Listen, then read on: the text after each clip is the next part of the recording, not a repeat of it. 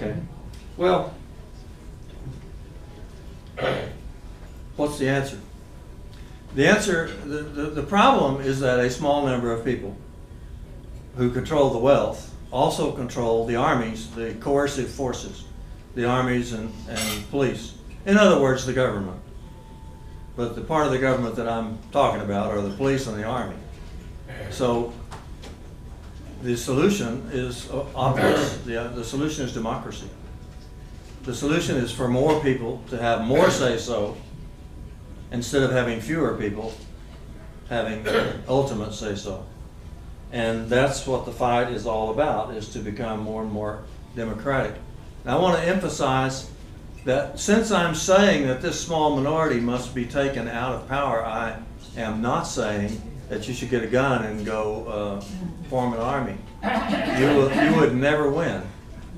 You would never win. They've got too many guns and too many armies and too many bombs and too many, is it X-35, those planes they build in Fort Worth that cost $1 billion each? They've got too many of those, and they don't have a chance. Now, people think that there are two ways to establish a democratic control. One of them is to get everybody to vote. I certainly am for that. I just don't think that ultimately that it will work, not by itself. What does work and what is proven to work is not working. I didn't mean it for it to come out like that. But I mean striking. I mean going on strike or going on slowdowns or controlling the economy through not showing up for work. And I don't think I'm talking out of my hat on that, because at the end of July they did it in Puerto Rico. I have a felony conviction hanging over their heads. Only 50% of them are actually registered. So we have to get from there to here. We have to get to the point where we could govern ourselves and where we are able to govern ourselves by removing the people that are in power, or removing them from their power. Now, I said I would tell you the solution, and I don't mean for it to be abstractions. It's not just a matter of saying solidarity or saying get organized. It's a matter of what do you do? What's your part? What's my part? What do we do as individuals?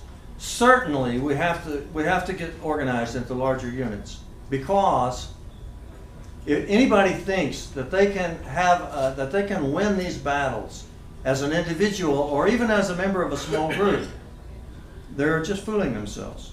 That's a surefire way to lose, is to go up against this system as an individual or as a member of a small group. So what we have to do is organize larger and larger and larger groups. So what do you do as an individual? This is what you do. Is this on camera? If you move your hand up a little bit there. Action. Okay. There we go. We got it. How about that? Is it now? Let me darken the lens a little bit so we get more resolution. Okay. Put it back in front where you had it. Back here? Like that? That'll work. Okay. This is a little triangle. This is my model for what to do about everything, and in every occasion. If you imagine that inside the triangle that you have pixels, little white pixels, and those pixels represent the population that you're talking about. If you're talking about the population of this room, there'd be 30, 35 pixels in there. If you're talking about the population of Dallas, there'll be 1 million pixels, or the population of the world, however many billion that is. So whatever population you're talking about is a pixel inside this triangle. Your job is to move those pixels toward greater understanding this way, and toward more action this way.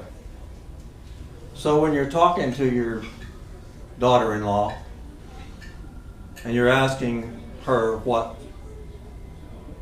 should be done, and you're talking about the situation, try to figure out where they are and try to move them this way and this way.